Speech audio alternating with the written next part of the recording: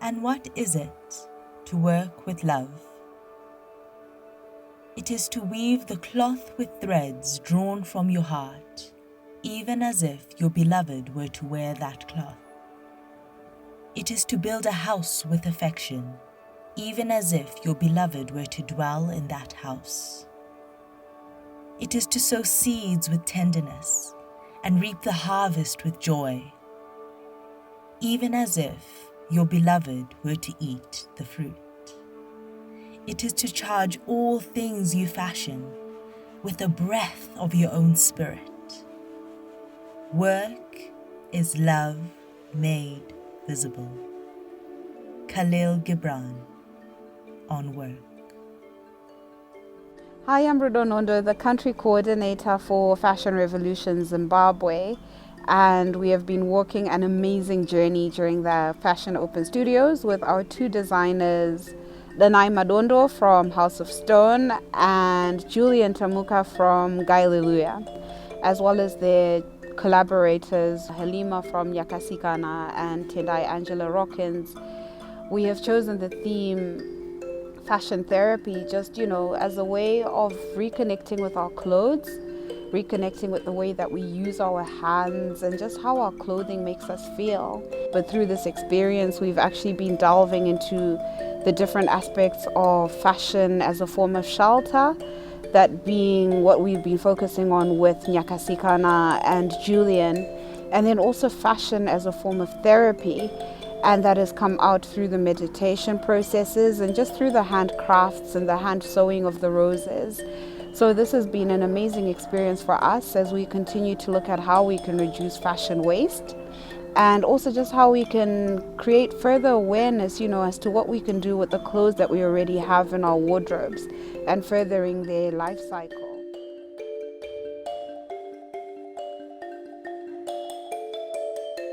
My name is Lanai Madondo. I'm a multidisciplinary fashion creative and owner of an independent fashion label called House of Stone. I started House of Stone in 2014 when I relocated back home. And I think upon my return, I realized that the fashion social ecosystem here was its own universe altogether, unlike anything that I'd ever experienced. I think the socioeconomical challenges that I faced and still face really caused me to rethink everything in terms of what it was that I wanted to contribute and how I wanted to work within fashion.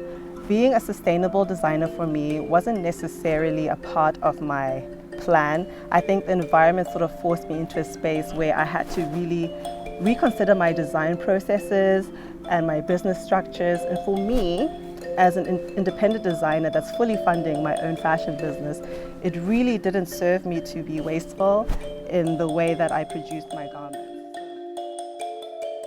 So between 2016 and 2017, I took a hiatus because I wanted to really sit back and rethink what it was that I wanted to contribute to society through fashion. When I did return, I came back in 2018 with a collection entitled Ode to Toscana. It was pivotal in defining me as a fashion creative and what it was that I wanted to contribute. I realized that I really wanted to tell what I believe to be impactful Zimbabwean stories infused with subtle cultural heritage influences and elements. This collection garnered a lot of positive response, especially from the females. And then I realized in all of that, that my calling was literally to use fashion as a vehicle to narrate stories that in a sense ministered to people. Fashion can speak to our well-being as people, as the creator as well as the wearer. So I'm so excited to be working on this collaborative project with Tendai Angela and being able to have a conversation about sustainability, wellness, and how fashion fits into all of that.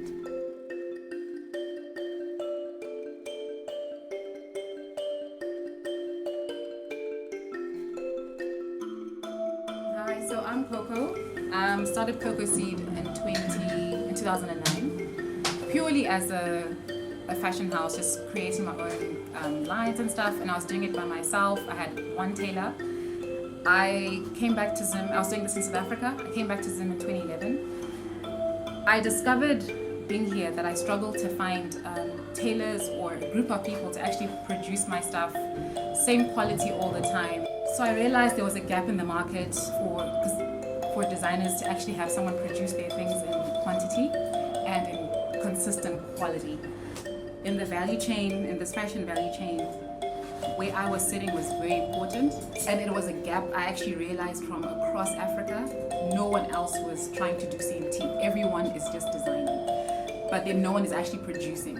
I took on the challenge to do the nice stuff because of the story and the nice passion, and it was just a no-brainer. But I think we worked so well together. It opened me up to an avant-garde kind of world, which I was not in. I'm a very ready-to-wear kind of girl, so that was a fantastic collaboration. It's so fulfilling, even for the team that we're doing this. It's not for money, it's not for anyone, it's actually just, it's waste management and it's also sustainability. So it was very enriching, I think, for myself and the team.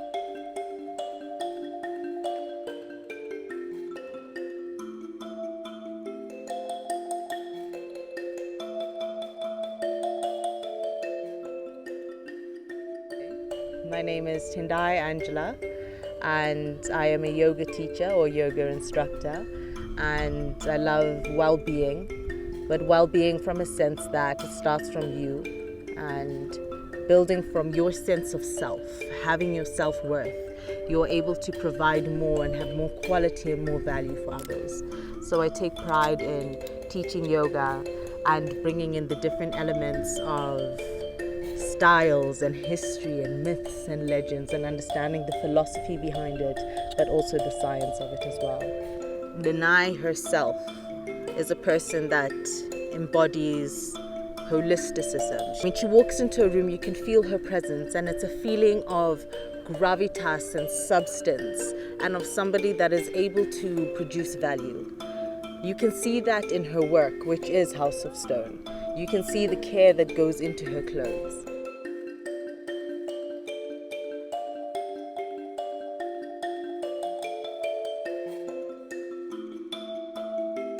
Well-being and, let's even say, the fashion industry or fashion, I don't think that they can be separated, because we all wear clothes, and just the same way that we can all hold principles, we all wear those principles on us. You can see that that is a complete ecosystem of how you as a person and as yourself live your life.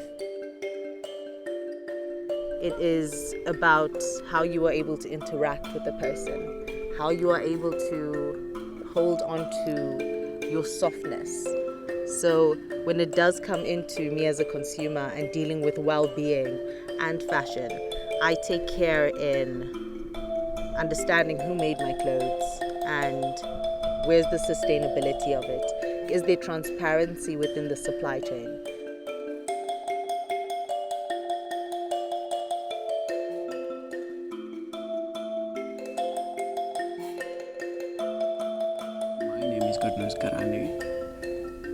I grew up in a family that plays mirror, almost everybody. And as a family thing, I really take pride in it. I was told that mirror is part of us, is an African person. It's part of who we are. We can't separate music from ourselves. As much as we can separate music from ourselves, this is as much as I can separate mirror from myself. Yeah. And I really take pride in it because it represents many aspects of our lives in Africa. Be it a sad ceremony, you might take it as a funeral, we use mbira. Be it a happy ceremony, a wedding, we use mbira.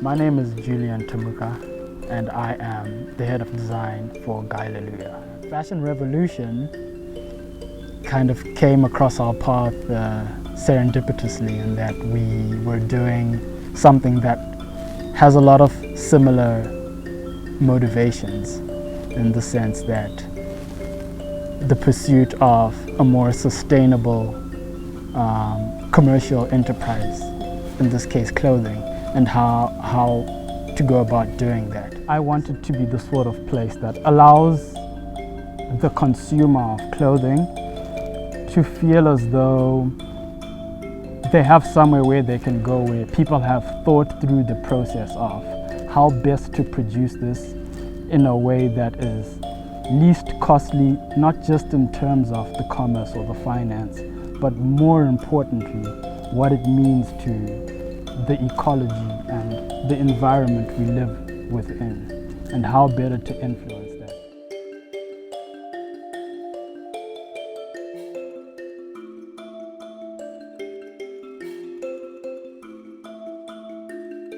My name is Halima. I am a cultural curator at Tunguo Apotheca, and I'm also managing director of Tamba Africa Circus. I first started collaborating in fact, with Fash Rev Zim a couple of years ago on different projects working in art direction, and I've built a relationship with them which has now led us to this open studio, which I'm very excited about because I get to bring in something that's of great importance to me but also to the community, which is working with young people in and around Harare coming from marginalized or disenfranchised communities. And Tamba Africa Circus is a social circus, and we communicate important social issues affecting these young people. And at the moment we have a minor troupe in the major troupe called Nyakasikana. It's an all-female troupe of performers, and what we are doing with Nyakasikana is identifying social issues which affect young women and girls, particularly those with disability, those that are living in the ghetto, those living in very, very impoverished communities, and trying to communicate all of the different dimensions of one social issue that impacts all of these groups of young people. So working with Guy Leluya and Julian has been an amazing experience for us because we were trying to communicate climate change and how young people are contributing to the effects of climate change and trying to bring it to a more basic level where we can communicate it in such a way that they can understand but also be proactive about how they can change the situation in terms of environmental degradation or how they are contributing to the effects of climate change. And with this open studio, we are quite happy to present a performance called Influencer, trying to take the idea of influencing people in a trend that's more sustainable and that's more healthy for the environment. And we are finding that it resonates well with young girls because they understand the fashion industry, but from a very one-dimensional point of view. They are beginning to see how they are part of not only the cause and effect, but also the change that they can make through the arts to communicate climate change to young people across the country.